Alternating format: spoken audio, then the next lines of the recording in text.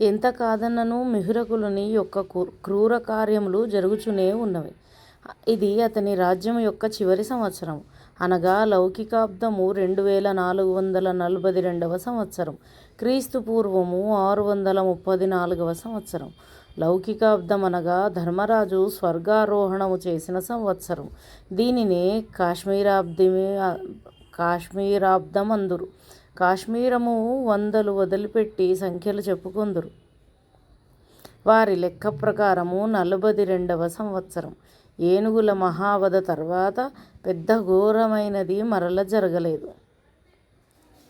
అప్పుడప్పుడు మ్లేచ్చులో ప్రాంతదేశీయులు ఎల్లల ఎందరి వార్తలో తలెత్తుటయు, ఇతడు తన సేనతో పోయి తలలు చితకబొడుచుటయు, వారిని అణుచుటలో కొంత తన క్రౌరము నెరపుటయు జరుగుచునే ఉన్నది.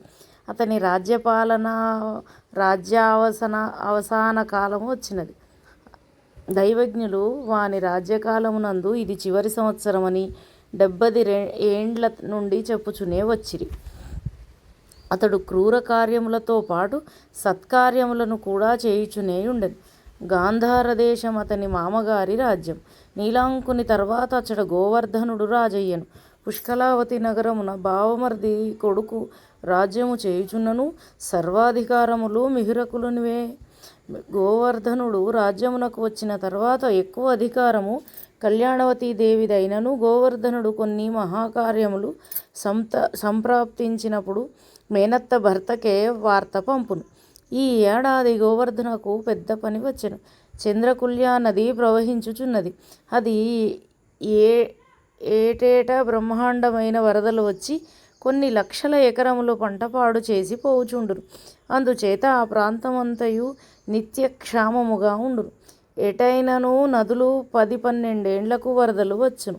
ఆ ఏడాది పైరులు నష్టమైనను 10 ఏండ్లు ధాత్రి సమృద్ధిగా పండును. ఇచ్చట ఆ పొడిమి లేదు. సర్వదా జన నష్టము. మానవజాతి మొండిజాతి. చచ్చినవారు చావగా మిగిలిన వారు మరలా అచ్చట ఇల్లు కట్టుకుదురు.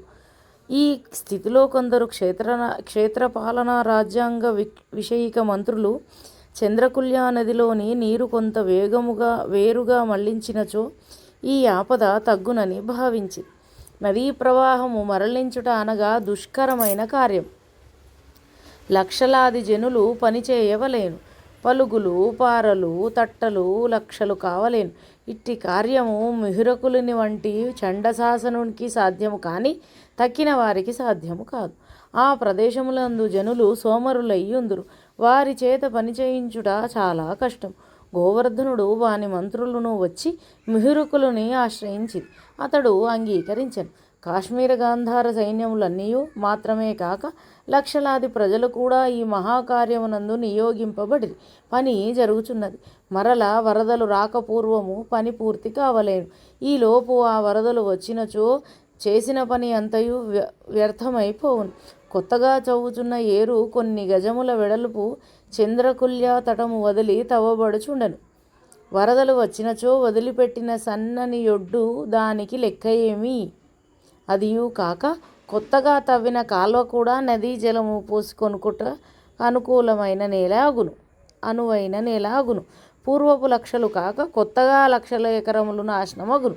ఈ కొత్త ఏరు 2 నెలలలో 6 యోజనములు తవ్వబడను. ఇంకా 6 యోజనములు తవ్విన గాని ఏటి ప్రవాహం ఒక దారిలోకి పోదు. ఆ నడుమ ఒక పెద్ద ఇక్కట్టు వచ్చెను.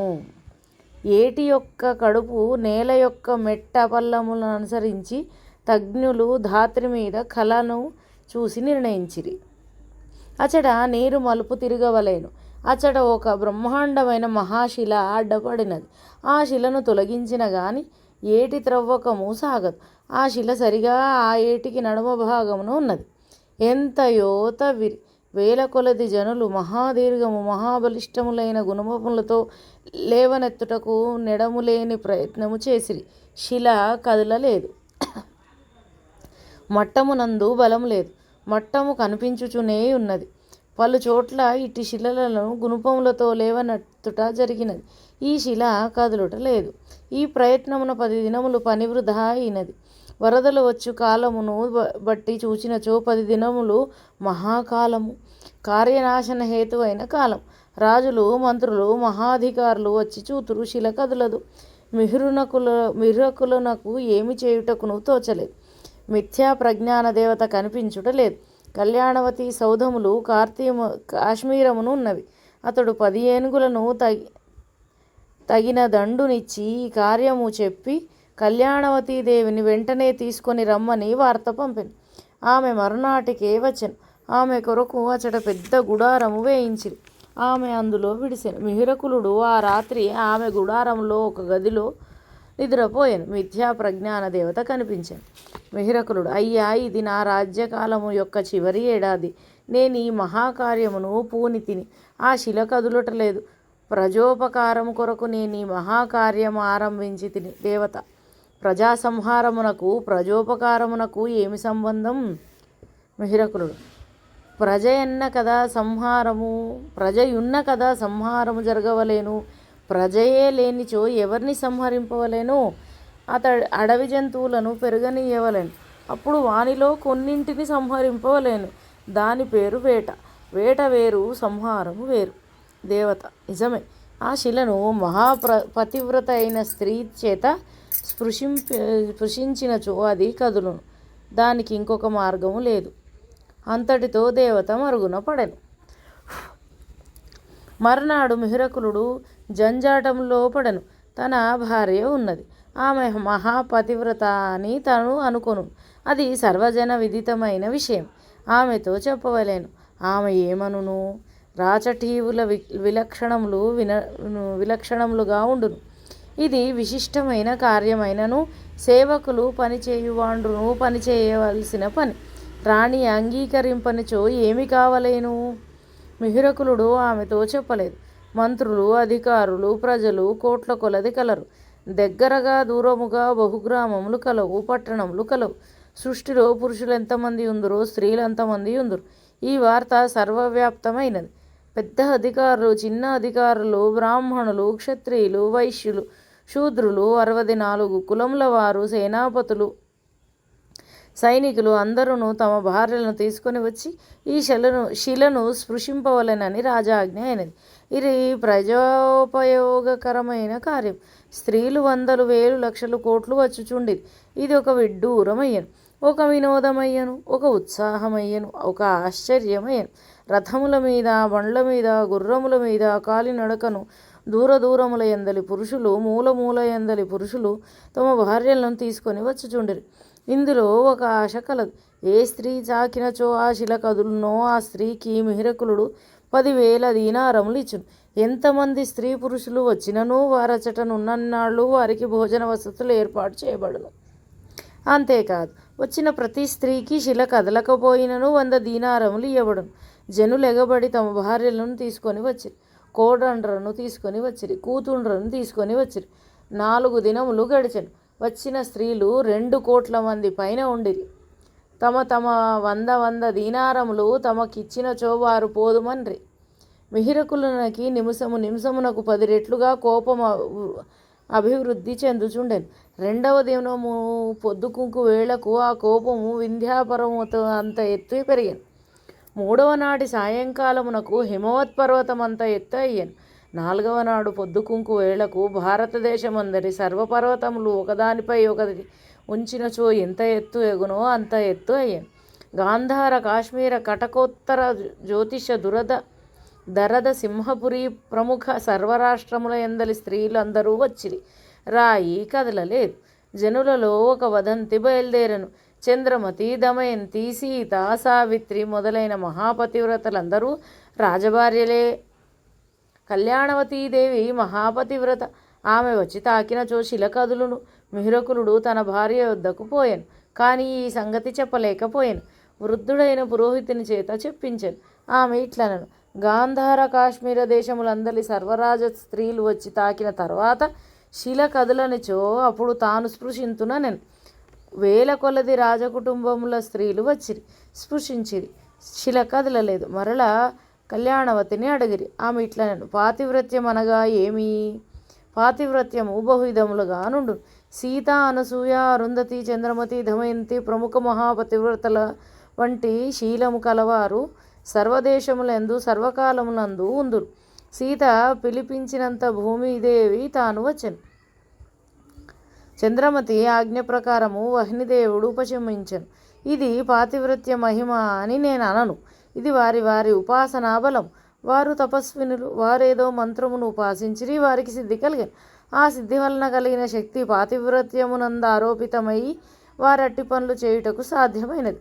పతివ్రత అయి ఉపాసకురాలైన స్త్రీ తన ఉపాసనా సిద్ధిని పాతివ్రత్యమునందు దర్పించి ఇట్టి కార్యకారణమును సమర్థురాలగును. అయినను వచ్చి తాకుదును. నేను ఉపాసకురాలను కాను, కానీ నా కొడుకును కోడలును నా వద్ద ఉండవలేను. బకుని భార్యయు వచ్చిరి.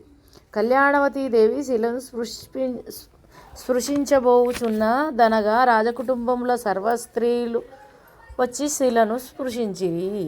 కళ్యాణవతీదేవి చెప్పిన మాటలు మిహిరకులుడు వినలేదు. అతడు తన గుడారమునందుండెను.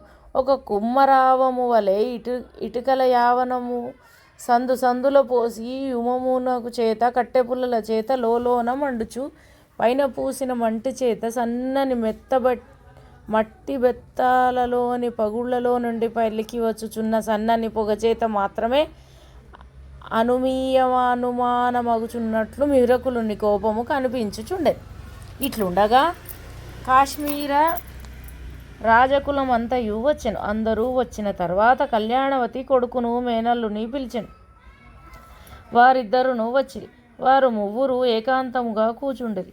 కళ్యాణవతి, మహారాజు యొక్క ప్రకృతి మీకు తెలియను. ఏ వేళ ఎట్టిదో తెలియదు. స్త్రీ పురుషులు 5-6 కోట్ల మంది ఇచ్చట ఉండేది. మీరిద్దరూ మిహిరకుల్ని భక్తులనగా అతనికి ఎదురు తిరుగరు. జ్యేష్ఠావమానము చెయ్యరు. కానీ మీ ప్రాణములు మీరు రక్షించుకొనవలేను, మీ కుటుంబములు రక్షించుకొనవలేను. కాశ్మీర రాజ్య మహాసేనాపతి నిష్కరుడు. వాని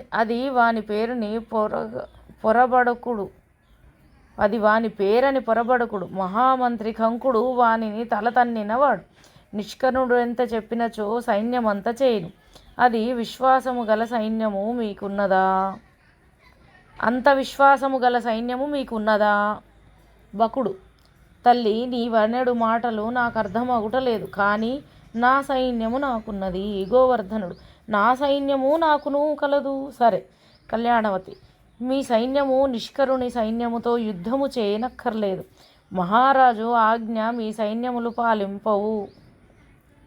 మీ సైన్యములు దూరముగా నిల్చుండును. అవసరము కలిగినచో మహారాజు సైన్యమును మీ సైన్యములు ఎదిరించును అన్న భావము స్పష్టముగా ఉండవలెను.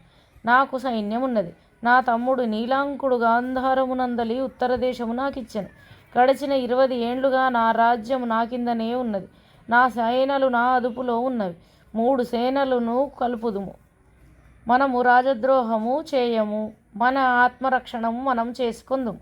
ఇది మన సమయము. పొరపాటు పడకుడు. కళ్యాణవతీదేవి తన కోడలు, తమ్ముని కోడలు, మరికొందరు తన దగ్గర చుట్టములలోని స్త్రీలు శిలాస్పర్శ జోలికి పోనిచో తాను శిలను తాకుదునని చెప్పాను. ఈ వార్త మిహిరకులని అందింపబడెను. అతడు నివ్వెరపోయాను. ఈ వార్త వినినంతనే అతనికి తన మనస్సులో రూపుకట్టని ఒక రూపం కల్పన జరుగుచున్నట్లు అనిపించాను. అతడు అంగీకరించెను.